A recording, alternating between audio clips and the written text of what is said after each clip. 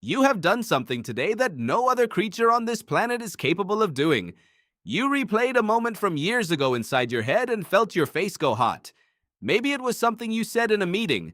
Maybe it was a text you sent at 2 a.m. that you wish you could unsend. Maybe it is something from high school that still surfaces, uninvited, at 3 in the morning.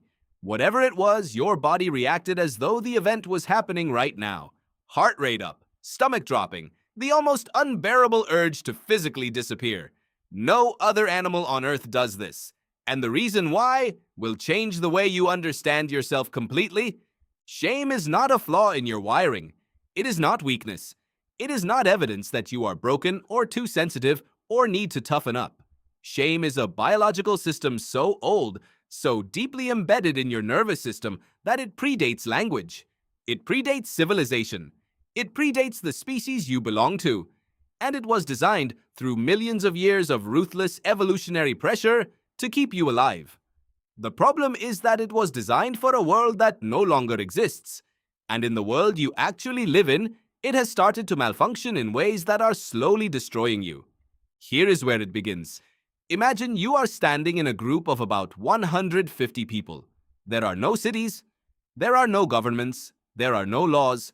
There is only the group. And the group is everything.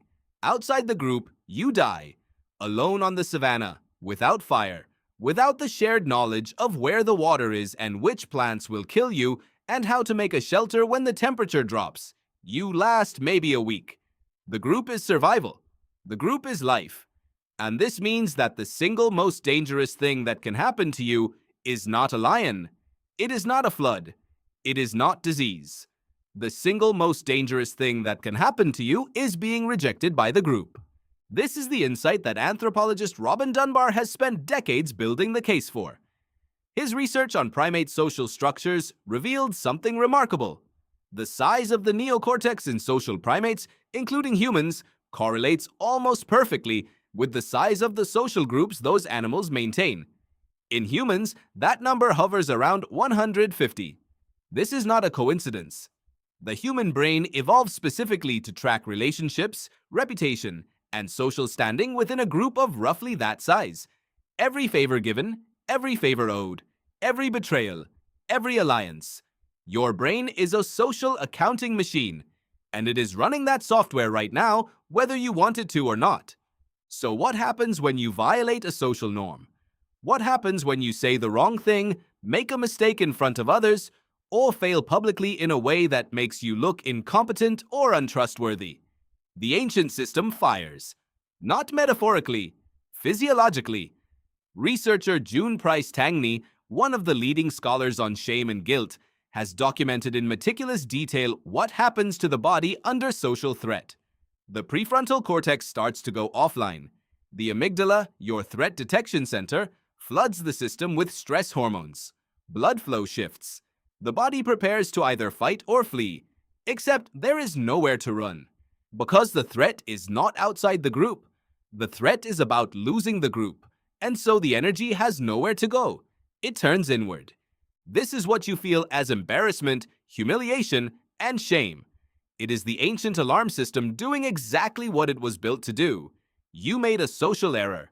The group noticed. You are now at risk of being seen as a liability. And in a world where exile means death, the body reacts as though your life is on the line. Because it is, or it was. For almost all of human history, it was. Here is what makes this different from every other animal.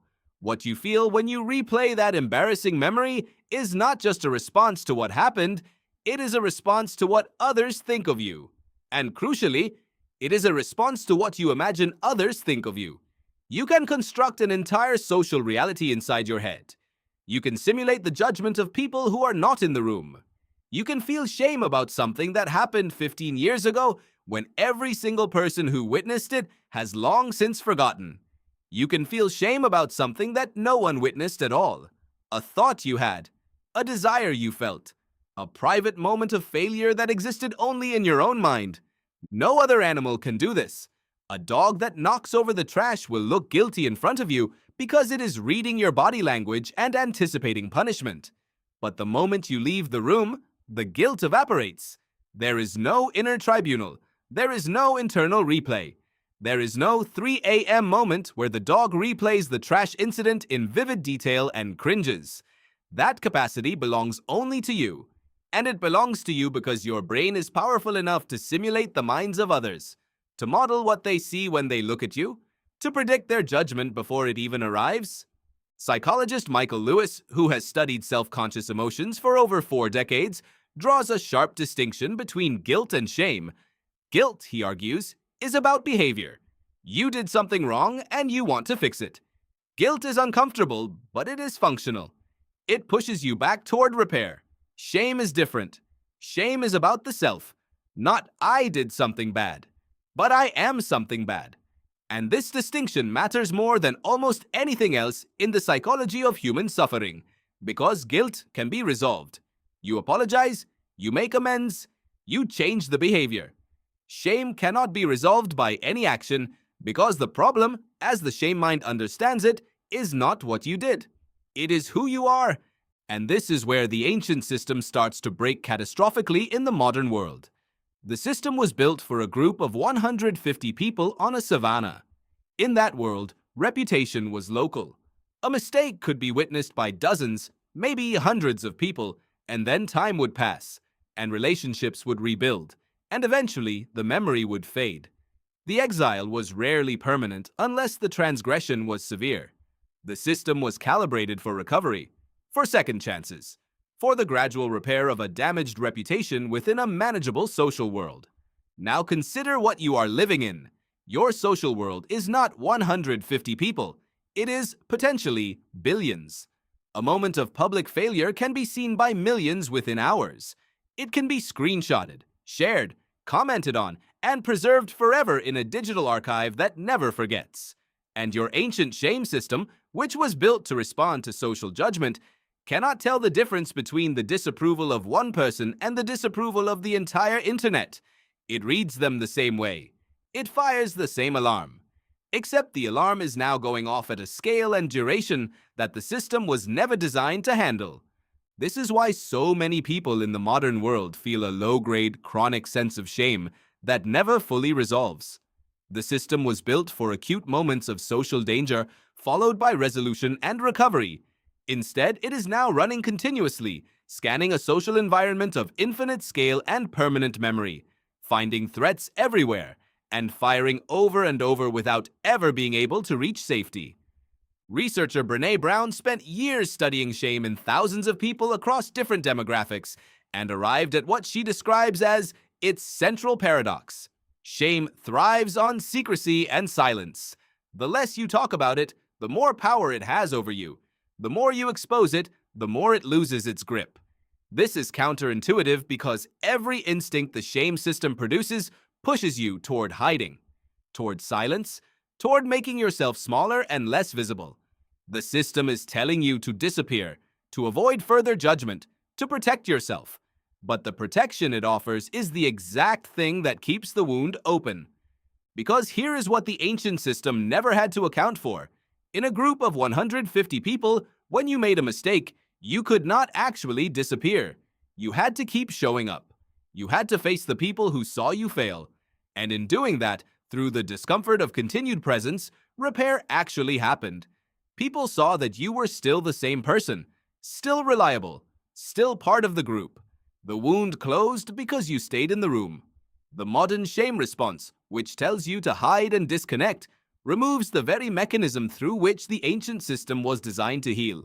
So what do you do with this? You start by understanding that the voice in your head that tells you that you are fundamentally defective is not the truth.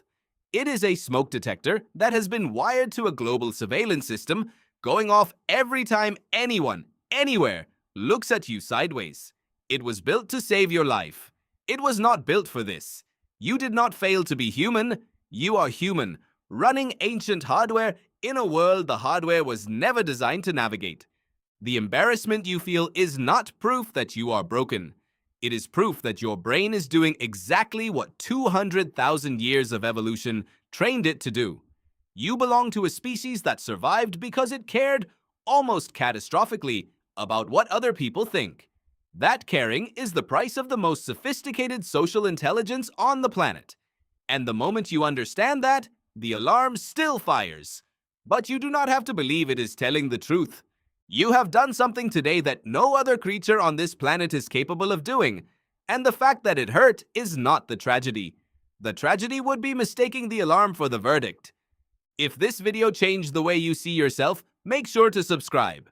This channel is here to help you understand your mind, improve yourself, and become a more knowledgeable and aware person with every video.